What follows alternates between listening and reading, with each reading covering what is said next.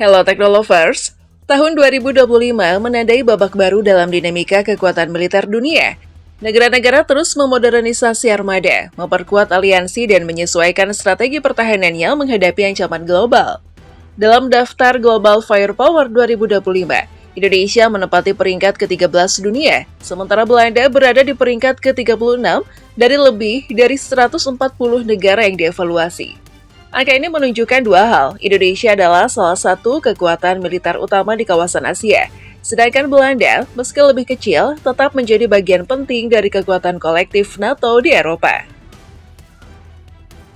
Kali ini kita akan membedah dan membandingkan secara menyeluruh bagaimana kekuatan militer Indonesia dan Belanda di tahun 2025.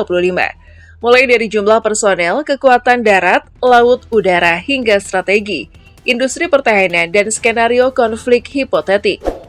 Bukan untuk menentukan siapa yang lebih unggul, melainkan untuk memahami bagaimana dua bangsa dengan sejarah panjang ini berdiri di panggung pertahanan global masa kini. Personel dan anggaran. Kita mulai dari hal paling mendasar, jumlah personel dan anggaran pertahanan.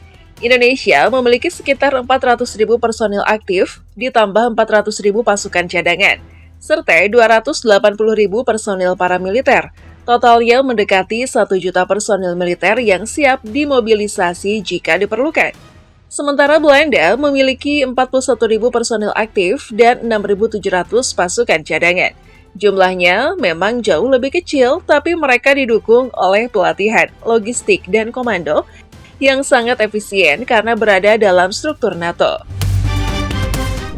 Dari sisi anggaran pertahanan, Belanda mengalokasikan sekitar 18 miliar dolar Amerika Serikat per tahun, sedangkan Indonesia sekitar 13,9 miliar dolar Amerika Serikat.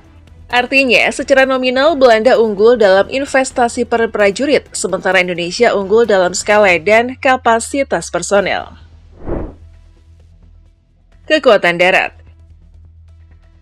Kekuatan darat adalah tulang punggung militer setiap negara. Indonesia memiliki sekitar 300.000 personil angkatan darat aktif, sedangkan Belanda memiliki 17.000 personil darat aktif. Namun yang menarik adalah cara kedua negara mengelola alutsistanya. Berikut perbandingan datanya. Tank tempur utama, Indonesia memiliki 331 unit termasuk Leopard 2A4 dan AMX-13. Belanda memiliki 18 unit Leopard 2A6 modern, sedikit tapi sangat canggih. Kendaraan lapis baja, Indonesia 20.440 unit. Belanda sekitar 2.000 unit kendaraan modern seperti CV90 dan Boxer. Artileri self-propelled, Indonesia 153 unit, Belanda 20 unit, Panzerhaubitze 2000 berlaras panjang, berpresisi tinggi.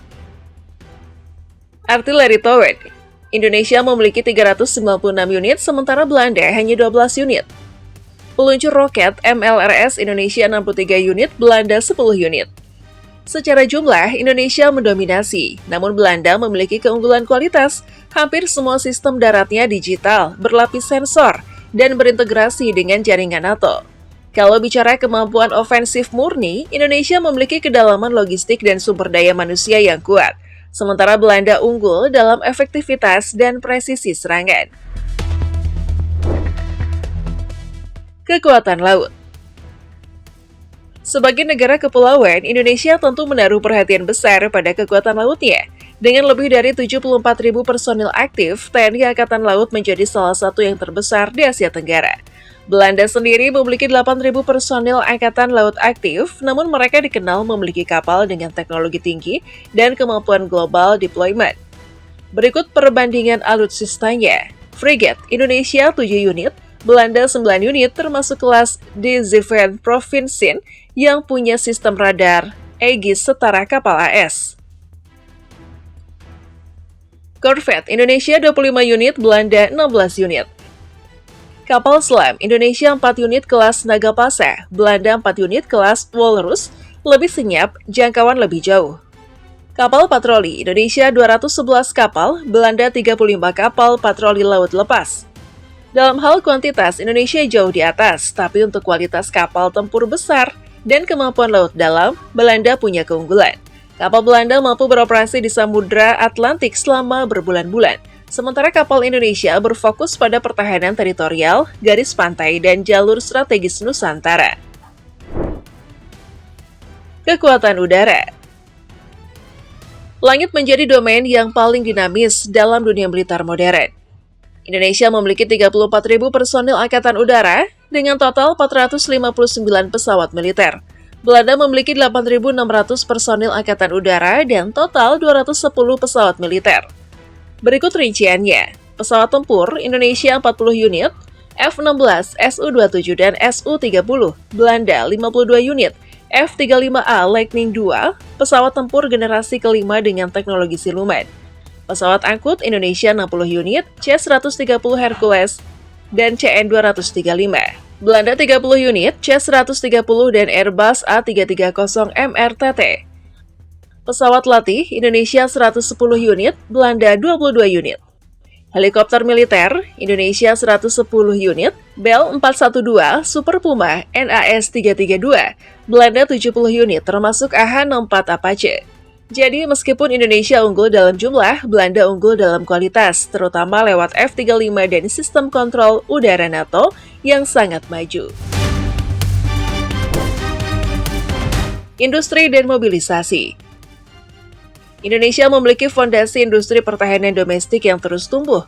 PT Pindad, PT PAL, dan Dirgantara Indonesia memproduksi tank, kapal, hingga pesawat CN-235 dan N-219. Belanda tidak memiliki industri besar sendiri, tetapi menjadi bagian dari jaringan industri militer Eropa seperti Airbus Defence dan Thales Group. Dalam hal mobilisasi, Indonesia mengandalkan sistem pertahanan rakyat semesta, sementara Belanda mengandalkan Rapid Deployment Force yang bisa dikirim ke luar negeri dalam waktu kurang dari 72 jam. Aliansi regional. Belanda merupakan anggota aktif NATO dan Uni Eropa. Mereka mendapat dukungan langsung dari Amerika Serikat, Jerman, dan Inggris jika terjadi ancaman besar. Sebaliknya, Indonesia menganut politik luar negeri bebas aktif, tidak berpihak pada blok manapun, namun memiliki hubungan strategis dengan banyak negara besar termasuk Amerika, Rusia, dan Perancis. Artinya, Indonesia unggul dalam fleksibilitas diplomasi, sementara Belanda unggul dalam kekuatan kolektif dan jaringan pertahanan global. Skenario konflik hipotetik. Sekarang, bayangkan skenario hipotetik jika Indonesia dan Belanda berhadapan dalam konflik terbatas. Jika pertempuran terjadi di Eropa, Belanda akan unggul berkat infrastruktur NATO, pertahanan udara modern, dan kekuatan F-35. Tapi jika konflik terjadi di kawasan Indo-Pasifik, Indonesia punya keunggulan geografis, jumlah pasukan besar, dan pengalaman bertempur di medan tropis. Dalam perang defensif, Indonesia berpotensi menahan bahkan memenangkan konflik di wilayah sendiri. Namun dalam perang ofensif global, Belanda akan lebih efisien karena sistem logistik NATO yang luar biasa. Jadi, siapa yang lebih kuat? Jawabannya tergantung pada konteks. Indonesia memiliki kekuatan besar dari segi jumlah, sumber daya, dan kemampuan bertahan wilayah. Belanda unggul dalam kualitas, kecepatan, dan koordinasi aliansi global.